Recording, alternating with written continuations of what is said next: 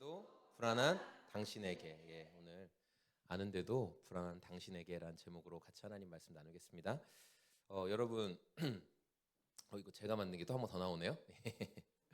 그 소울푸드라는 말 들어보셨죠? 소울푸드 들어보셨죠? 흔히 자주 먹어도 질리지 않고 계속 생각나는 음식, 이걸 소울푸드라고 하는데, 우리가 어떤 그 음식을 대하면 추억이 떠오르고 좋은 정서가 이제 올라오는 것들, 그런 걸 제가 소울푸드라고 합니다. 여러분도 각자 생각나는 소울푸드가 있죠? 이 앞에 있는 메뉴 중에도 혹시 있으신가요? 앞에 있는 메뉴 중에도 있을 것 같아요.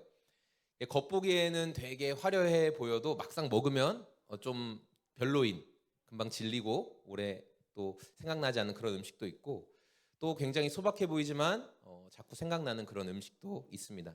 오늘 저희가 연합 예배로 함께 그 예배 드리면서 갑자기 왜 소울푸드 타령이냐 그렇게 생각하는 분이 있을 수 있을 텐데, 잘 들어보시면 다 의미가 있습니다.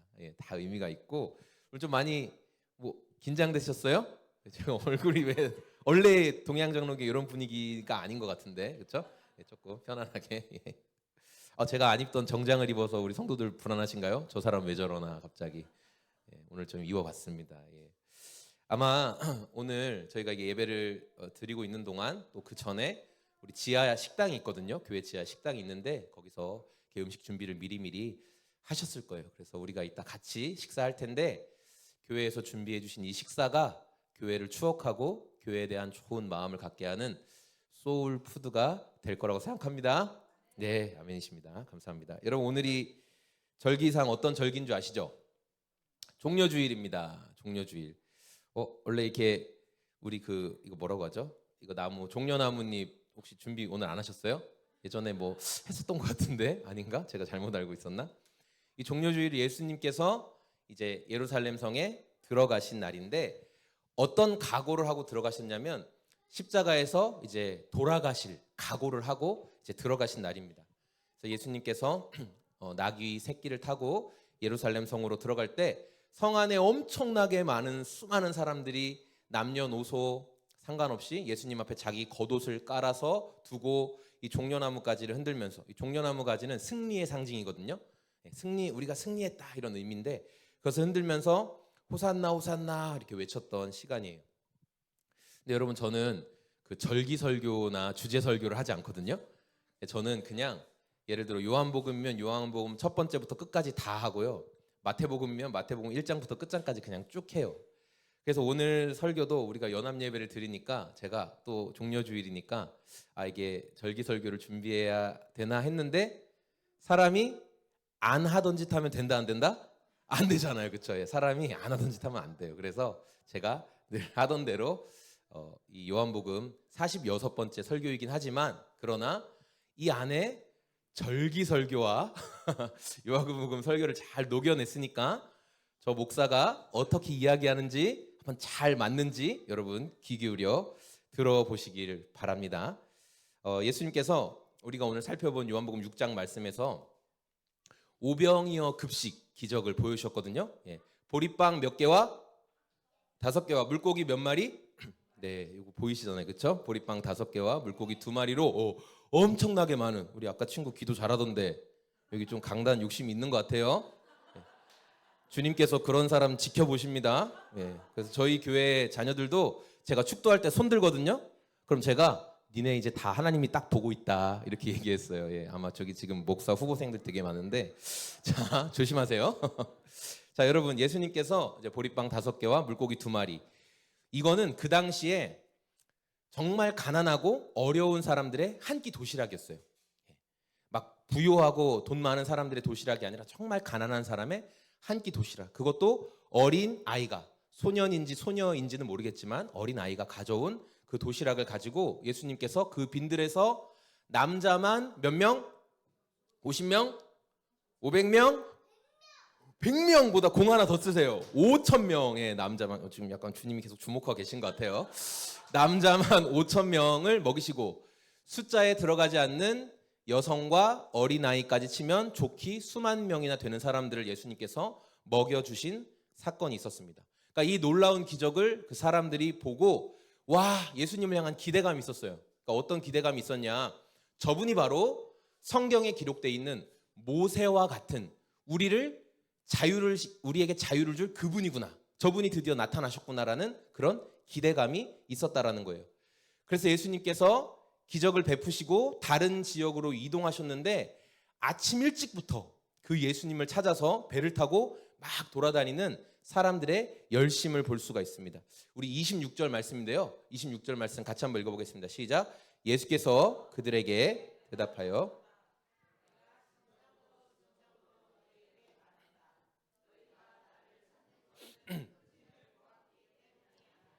빵을 먹고 배가 불렀기 때문이다. 예수님께서 자기를 찾아온 사람들에게 뭐라고 말씀하셨냐면 너희가 지금 나를 이렇게 열심히 찾는 이유는 오병이어 기적을 봐서 그런 게 아니야 라는 거예요. 아닌데 우리는 기적 때문에 예수님 찾아온 건데 그렇게 이야기하니까 예수님께서 그게 아니라 너희는 내가 보여준 기적의 참된 의미보다 그 음식을 먹고 배가 불렀기 때문에 지금 나를 찾아온 거야 라고 예수님께서 말씀하셨어요.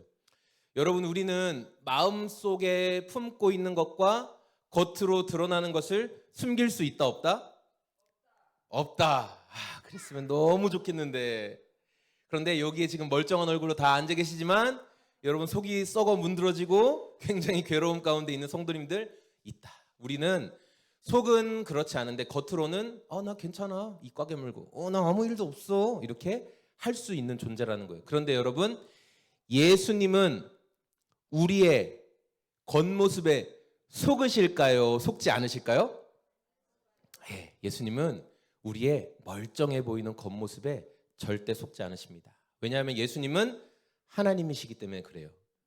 예수님은 그냥 평범한 인간이 아니라 예수님은 하나님이십니다. 그래서 우리의 마음속에 무엇이 있는지 예수님은 다 알고 계세요.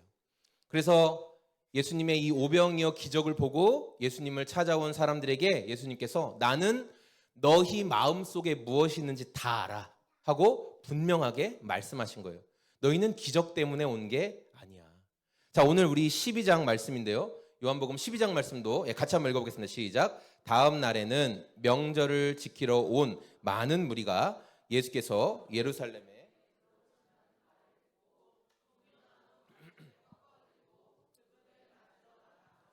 호산나 주님의 이름으로 오시는 이에게 복이 있기를 이스라엘의 왕에게 복이 있기를 하고 외쳤다. 맞아요. 예수님이 왕장님처럼 오셨어요. 그래서 사람들이 보인 반응이 뭐냐면 자기 겉옷을 벗어서 예수님 앞에 깔고 종려나무 가지, 아까 말씀드린 승리의 상징인 종려나무 가지를 흔들면서 호산나 이렇게 외쳤어요. 우리 친구 해봐요. 호산나 해봐요. 호산나. 호산나. 잘했어요. 와, 주님이 지켜보고 계십니다. 네. 호산나의 뜻이 뭐예요? 우리를 구원하십시오. 우리를 구원해 주십시오. 라는 그런 뜻이에요. 예수님께서 나귀 새끼를 타고 예루살렘 성으로 딱 들어올 때 사람들은 어떤 기대를 했냐? 저분이 바로 우리를 로마에서부터 구원해 주실 분이구나.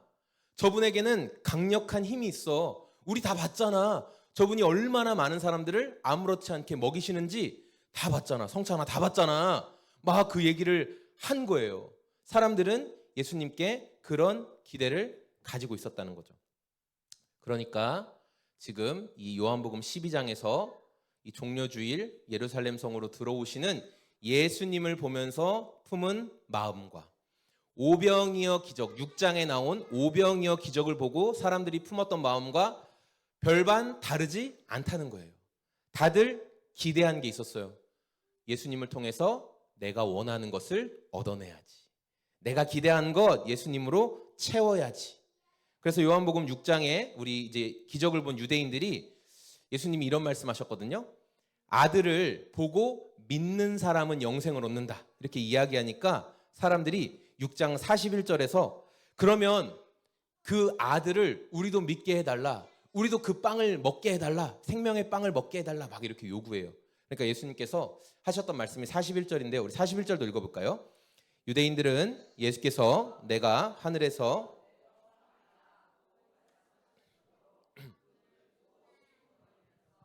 이 사람들이 예수님이 그래? 그 생명의 빵을 먹고 싶어? 그 생명의 빵이 바로 나다 이렇게 말씀하셨어요. 내가 생명의 빵이야 그렇게 이야기하니까 사람들이 갑자기 수근수근 뭐라고 수근거렸을까요? 미쳤나 봐. He's crazy. 돌았어. 자기가 생명의 빵이래. 그러면서 수근거리기 시작했어요. 왜냐하면 그 사람들이 수근거린 이유가 뭘까요? 예수님의 부모가 누구인지, 예수님이 어디 출신인지, 예수가 원래 목수였다는 것도 이 유대인들은 알고 있었거든요. 자기가 갖고 있는 선제적인 지식이 예수님을 하나님의 아들로 받아들이지 못하게 한 거예요. 내가 저 부모가 누군 줄 아는데 뭐 하던 사람인지 다 아는데 갑자기 자기가 생명의 빵이다, 하나님의 아들이다 그러니까 받아들이지 못했던 거죠. 그래서 예수님께서 이스라엘의 조상들이 광야에서 먹었던 만나를 가지고 생명의 빵이신 예수님과 만나를 비교해서 설명을 해 주십니다. 이스라엘 조상들은 하늘에서 내려온 만나를 누가 보내줬다고 생각했냐면 모세가 내려줬다 이렇게 생각했어요. 모세는 우리에게 만나를 내려줬습니다. 예수님, 당신은 우리에게 어떤 기적을 보여줄 수 있습니까? 이런 질문을 했었거든요. 근데 예수님은 뭐라고 말씀하시냐면 하늘에서 만나를 내려준 사람은 모세가 아니야. 내 아버지 하나님께서 내려주신 거야 라고 분명하게 말씀하셨어요. 그리고 이어서 하신 말씀 뭐냐? 하늘에서 내려온 신령한 만나지만, 놀라운 음식이지만 그 만나를 먹었던 너희 조상들 다 죽었어. 만나는 한계가 있어. 만나는 아무리 먹어도 결국은 배는 부를 수 있겠지만 죽어. 그렇게 한계도 명확하게 말씀하셨어요. 영원히 살 수 있는 방법은 예수님, 하늘에서 내려온 빵인 나를 먹어야 돼. 예수님 이렇게 말씀하신 거예요. 만나가 아니야, 나를 먹어야 돼. 그래서 하늘에서 내려온 그 영원한 빵이, 그래서 저희가 어떻게, 그게 누군데 이렇게 얘기할 때 예수님께서 51절 말씀하신 거예요. 그게 나야. 그게 나라고. 나를 먹어야 된다라고 말씀하셨다는 거죠. 하늘에서 내려왔고 그 빵을 먹기만 하면 영원히 살게 해 주시겠다고 약속하신 분이 바로 여러분 예수님이라는 거예요. 예수님은 자신을 살아있는 빵으로 소개하시면서 왜 빵이라고 말씀하셨냐면, 여러분 빵이, 우리가 눈으로 빵이 있는 것을 그냥 봐요? 좋죠? 근데 너무 중요한 얘기를 했어. 너 역시 정말 주님이 주목하고 계시는구나. 빵을 아무리 눈으로 보고 냄새 맡고 또 눈으로 보고 냄새 맡고 하면 뭐 좋을 수는 있죠. 그러나 빵은 어떻게 해야지 진짜 효과가 있어요? 맛있게 먹어야 돼. 빵은 먹어야, 그래서 내 안에 들어가야 진짜 빵 맛을 알 수 있잖아요. 예수님이 당신을 빵이라고 소개해 주신 이유는 뭐냐면 너는 나를 먹어야 된다는 거예요. 내가, 예수님의 살이 네 안으로 들어가야 너와 내가 개인적인 관계가 있는 거야라는 거예요. 그냥 빵이신 예수님, 예수님 맞아 빵이야, 아는 것에서 끝나는 게 아니라 그분을 먹는, 믿음으로 먹는 그분과의 개인적인 관계가 있을 때만 생명을 누릴 수 있다라고 말씀하시는 거죠. 여러분, 종려주일이 예수님께서 예루살렘 성으로 막 들어오실 때 환호하던 많은 사람들이 예수님에 대해서는 알았지만 예수님이 나의 주인이십니다, 예수님이 나의 구원자이십니다 라고 더 알아가려는 관계에는 노력하지 않았어요. 환호는 했지만, 와 소리는 질렀지만 예수님과 더 친해지려고 하지는 않았다라는 거예요. 왜냐하면 이 사람들이 예수님께 원하는 것은 예수님이 강력한 힘을 가지고 우리를 로마에서부터 해방시켜주는 것, 기적을 베풀어서 우리 배불려 주는 것, 그것만 기대했기 때문입니다. 오늘 6장 말씀에 등장하는 사람도 동일하게 예수님을 억지로 잡아서 왕으로, 임금으로 삼으려고 했거든요. 왜냐하면 예수님만 있으면 우리의 모든 경제적인 문제 다 해결될 거라고 생각했기 때문에 그래요. 근데 예수님은 그런 기대를 깨트리십니다. 그냥 가만히 두고 있지 않으십니다. 우리가 오늘 종려주일을 맞이하면서 예수님은 우리에게 동일한 질문을 또 하십니다. 자기 욕망을 이루기 위한 수단으로 나를 따르지 말아라. 우리 성도가 예수님을 믿는 성도인 우리가 추구해야 될 신앙의 가장 중요한 가치는 생명의 빵으로 오신 예수님을 먹고 마심으로 개인적인 사귐이 있어야 된다는 거예요. 개인적인 관계. 저는 오늘 말씀을 통해서 예수님께서 우리에게 오신 의미에 대해서 다시 한번 살펴보려고 합니다. 여러분, 우리에게 먹어도 질리지 않고 진정한 영원한 생명을 줄 수 있는 분은 예수님밖에 없다라는 것을 여러분 기억하셨으면 좋겠습니다. 우리 48절 말씀인데요. 같이 한번 읽어보겠습니다. 나는 생명의 예수님께서 나는 생명의 빵이다 이렇게 말씀하셨어요. 교회에서 조금 신앙생활을 해보신 분들이라면 나는 무엇이다 라고 예수님께서 요한복음에서 소개하시는 내용이 나오거든요. 헬라어로 에고 에이미 많이 들어보셨죠? 에고 에이미 나는 뭐다 이렇게 말씀하시는 내용이 등장하는데 6장에서 예수님은 내가 생명의 빵이다 이렇게 말씀하셨어요. 여기서 예수님께서 말씀하신 생명이 헬라말로 조에거든요. 조에. 근데 이 조에는 어떤 거냐면 생명의 본질, 하나님께서 주시는 영원한 생명, 이걸 조에라고 해요. 그러니까 우리가 지금 숨 쉬는 이 목숨이랑은 또 다릅니다.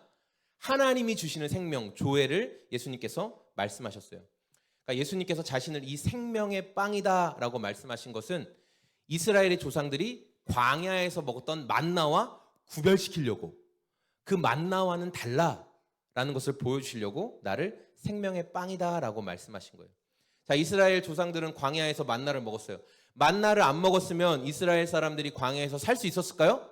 만나 안 먹었으면 눈치껏 살 수 있을까 없을까? 없었을 거예요. 맞아요. 살 수가 없었을 거예요. 자, 그런데 그 어려운 광야에서 만나를 먹어서 살 수 있었다. 여러분 지난번에 김주환 목사님이 만나 설교하셨잖아요. 기억 안 나세요? 저는 김 목사님 설교를 매주 듣는데 여러분은 안 들으시나요? 여러분 진짜 제가 일러 바쳐야 되겠네. 그 만나 이게 무엇이냐? What is this? 이거잖아요, 그렇죠? 만나의 뜻. 그것도 기억나시죠? 네. 좀 불안한데 얘기 일러야 되겠는데. 목사님, 성도님들이 목사님 설교를 전혀 기억을 못하는 것 같은데요. 제가 이렇게 일러야 될 것 같은데. 어쨌든 자, 그 만나 이게 뭐냐? 이거 뭐야? 근데 먹을 수 있는 거였어요. 처음에 정말 감사했죠. 하나님이 우리에게 이 만나를 내려주셨어. 뭐 가시와 같고 하여튼 뭐라는데 막 만들어서 먹었어요. 그런데 하루 이틀 3일 매일 있어. 만나는 나가면 매일 있어요. 주말에는 이틀치를 주셨어요. 그렇죠? 그래서 이틀치 수확해서 먹으면 돼. 근데 몇 개월 몇 년 먹다 보니까 이스라엘 사람들이 어떻게 했어요? 감사했어요? 안 했죠? 뭐라고 했어요? 에이씨 맛없어. 기름 과자 같아. 막 좀 눅눅하고 뭐 이상해. 그러면서 감사하기보다 원망하고 불평하기 시작했어요. 여러분 만나가 싫다고 얘기하는 건 결국 그 비난의 화살이 어디까지 갈 거라고 생각하세요? 하나님한테까지 가는 거예요. 왜 하나님은 우리한테 이거밖에 안 해줘? 라고 하나님에게까지 비난의 화살을 쏘아대는 거죠. 자, 근데 이 만나 먹으면 배는 부르긴 하는데 결국은 죽게 되는 이 만나는 우리 인생에 안정감을 주는 다양한 것이라고 이야기할 수가 있어요.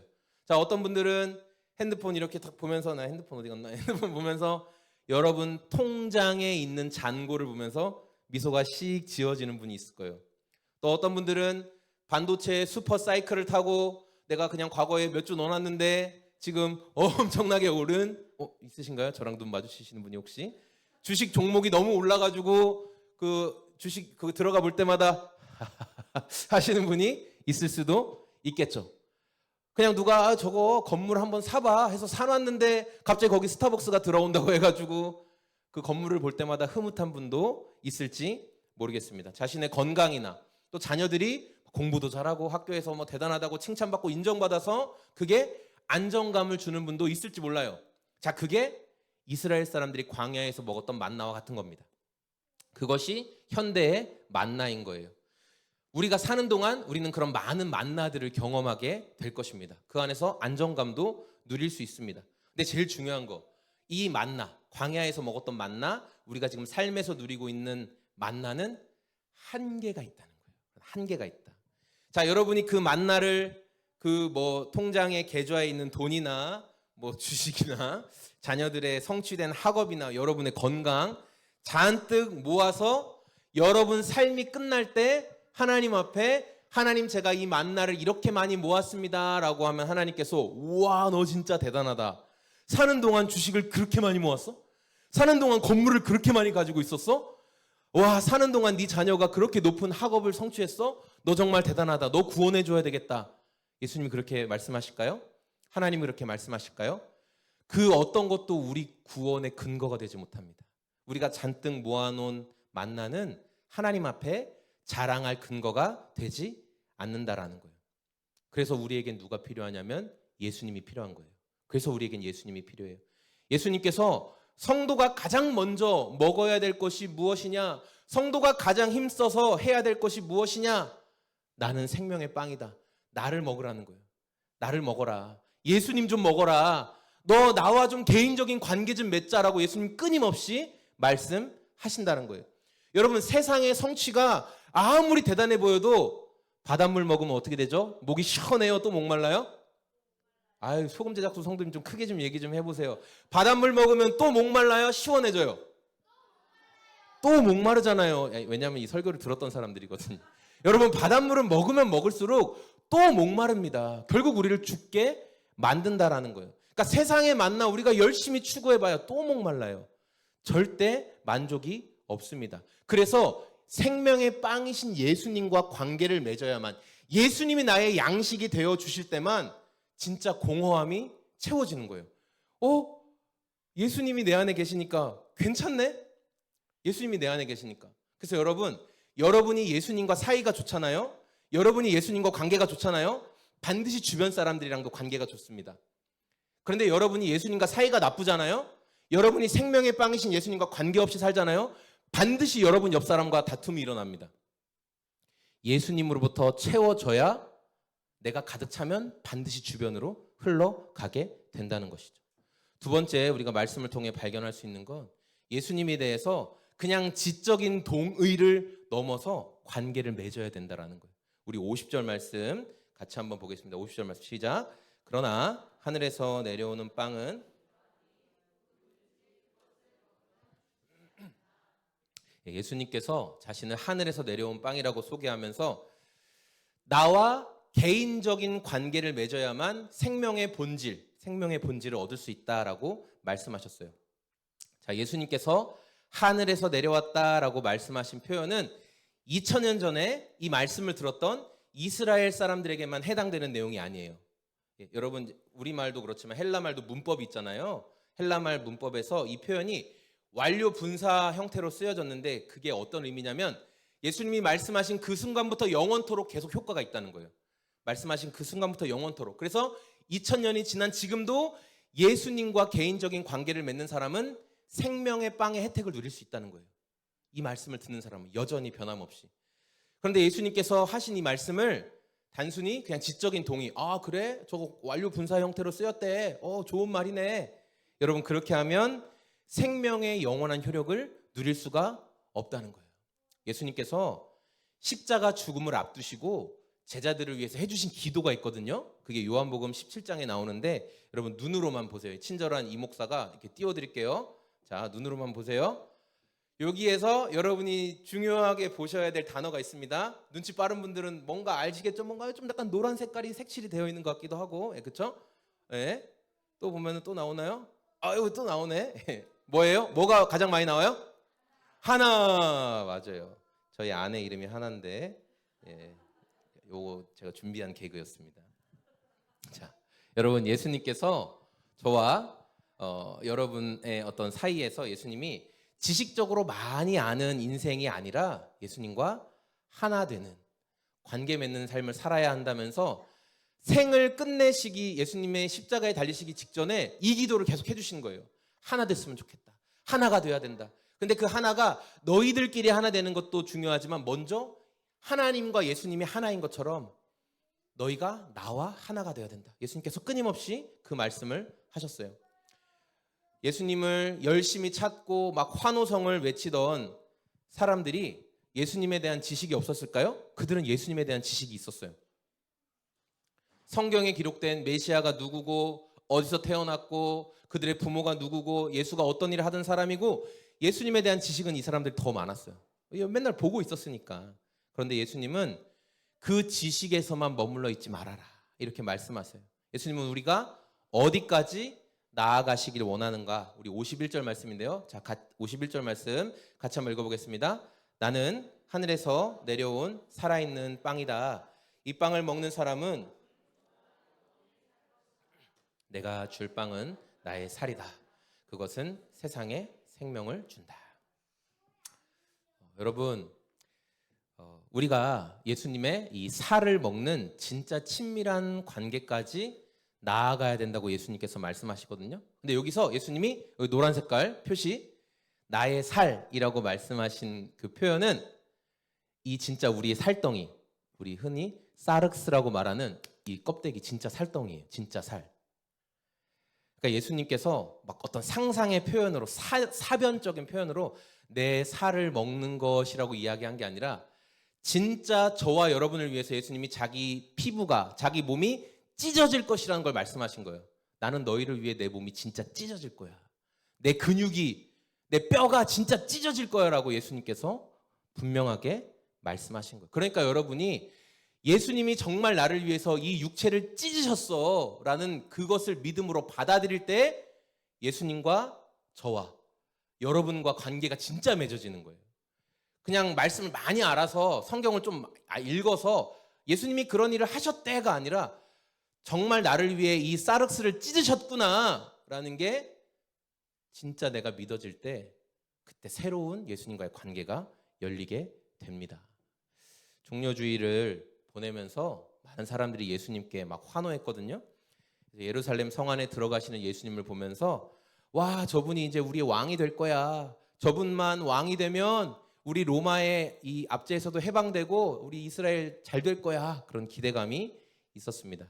그러나 예수님은 그 사람들이 기대하는 모습으로 오시지 않았습니다. 사람들이 기대하는 영광이 아니라 자기의 사륵스를 육체를 찢어줄 마음으로 오셨다는 거예요.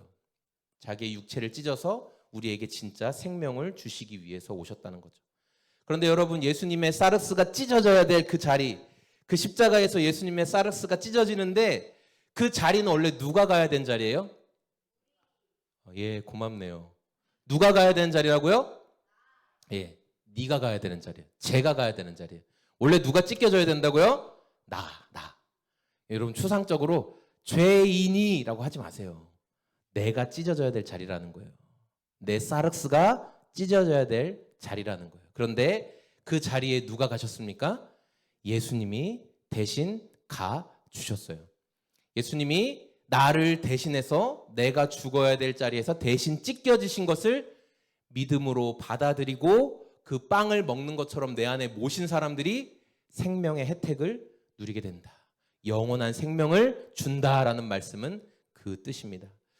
우리가 종려주의를 보내면서 예수님을 향한 사람들의 기대와 예수님이 하시는 일은 분명히 달랐다라는 것을 살펴보았습니다. 우리도 예수님을 따른다고 하면서 정말 내 삶에 예수님이 중요하게 생각하시는 게 뭘까? 그런 질문을 하고 살고 있는지 우리가 점검해 봤으면 좋겠어요. 그냥 난 예수님에 대해서 알고 예수님이 내 문제를 해결해 주시고 오늘 나의 만나를 채워주실 수 있는 분으로 내가 예수님을 대하고 있지 않은지 여러분 우리 삶을 점검해 봤으면 좋겠습니다. 제가 그러니까 이번 주에 보험을 가입했거든요. 근데 혹시 보험하시는 분이 계셔도 제 말을 오해해서 듣지는 마시기 바랍니다. 저희 교회가 이제 화재보험을 들었고 벌써 이제 약정한 시간이 훨씬 지났는데 담당자분이 바뀌게 됐어요. 새로 바뀐 담당자분이 굉장히 친절하게 막 이것저것 설명을 많이 해주시고 그래서 제가 좀 필요한 보험들을 좀 바꿔야 되겠다라는 생각을 하게 됐어요. 그래서 이분이 이제 추천해준 어떤 보험으로 바꾸는데 제가 이제 기존에 들어놨던 보험이 지인한테 든 보험이에요. 지인한테 보험을 들었어요. 그러다 보니까 중복되는 게 좀 많고 그래서 이걸 좀 해지해야 되는 상황이 됐어요. 근데 여러분 지인한테 보험 가입하면 해지하기 쉬워요, 어려워요? 여러분 다 사람이시네요, 그렇죠? 어려워요. 너무 어려워요. 제가 좀 마음이 좀 불편하고 어려웠지만 그래도 정리하자 이렇게 생각하고 정리하려고 했어요. 그런데 제가 그걸 생각하면서 이런 마음이 들었거든요. 혹시 여러분도 저랑 똑같은 마음인지 같이 한번 생각해 보세요. 보험이라는 게 내가 필요성을 느껴서 내가 내 돈을 납부해서 가입을 하는 건데 보험을 들면서도 내가 을이 된 것 같아요. 괜히 좀 뭔가 미안하고 뭔가 눈치 보이고 이상하다. 내가 내 돈 내고 가입하는데 왜 이렇게 눈치가 보이지? 제가 그런 생각이 들었거든요. 제가 이런 걸 아내랑 이야기했어요. 아니, 보험은 우리가 우리 돈 내고 가입하는데 왜 이렇게 눈치가 보이는 거야? 그랬더니 아내가 저에게 하는 말이 자기도 그런데 우리가 보험에 대해서 잘 몰라서 그래. 딱 이렇게 얘기했어요. 갑자기 이해가 확 되더라고요. 여러분, 상품 설명 굉장히 복잡하죠. 정말 여러 장 상품 설명이 엄청 복잡하고 혹 나중에 내가 이 보장을 제대로 받을 수 있을지 없을지도 잘 모르면서 일단 돈은 매달 나갑니다. 그러니까 우리 마음이 얼마나 불안해요. 가입했으면서도 불안하단 말이에요.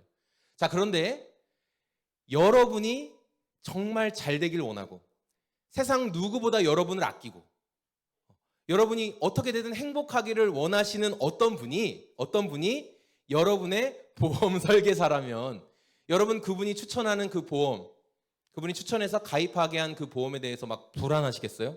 막 두려우시겠어요? 저 사람 나 또 얼마나 뜯어먹으려고 이걸 가입시키나 뭐 그런 생각 하시겠어요? 그렇지 않다는 거예요. 내가 그 약관을 다 모를지라도 저분은 내가 잘 되는 것을 너무나 기뻐하시는 분이기 때문에 정말 내가 잘 되는 것을 원하시는 분이기 때문에 나는 믿고 한다. 불안과 염려가 없는 것이죠. 여러분, 우리가 성경 지식이 부족해서 살아가는데 불안한 게 아니에요. 물론 조금 지금 성경 지식이 부족한 분도 있을 수 있습니다. 저랑 눈 마주치시면 안 돼요. 자, 조금 부족할 수 있지만 그거보다 우리를 더 불안하게 만드는 것은 뭐냐면 생명의 빵으로 오신 예수님과 개인적인 관계가 없으니까 내가 내 만나를 채우려고 이것도 해보고 저것도 해보다가 뜻대로 안 되면 상황이 조금만 바뀌면 불안한 거예요. 왜 이렇게 돼? 이것도 이러다 망하는 거 아니야? 너무나 불안해진다는 거죠.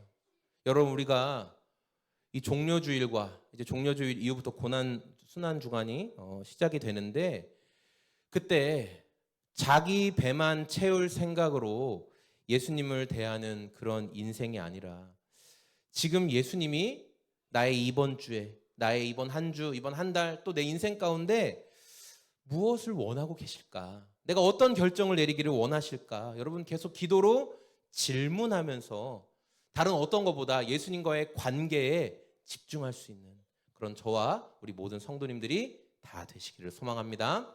아멘. 우리 주신 말씀 생각하면서 이 시간에 같이 한번 좀 기도했으면 좋겠어요. 여러분 이 시간에 기도하실 때 예수님께서 이 땅에 오신 이유에 대해서 생각해 보시고 여러분 마음 가운데 남아있는 것이 말씀이 남아있는 것이 무엇이 있든지 그 말씀 한 구절을 붙잡고 예수님 저는 어떤 예수님을 기대하고 있습니까? 저는 어떤 예수님을 바라보고 있습니까? 제가 정말 예수님과의 친밀한 관계를 쌓아가는 것 예수님과 릴레이션십을 맺어가는 것에 대해서 제가 정말 집중하고 있습니까? 예수님께 그렇게 질문하며 예수님 더 알게 해주십시오. 생명의 빵을 내가 눈으로 보고 끝내는 인생이 아니라 맛보아 깊이 알아갈 수 있게 도와주십시오. 우리 그런 마음으로 시간 같이 한번 기도하시겠습니다.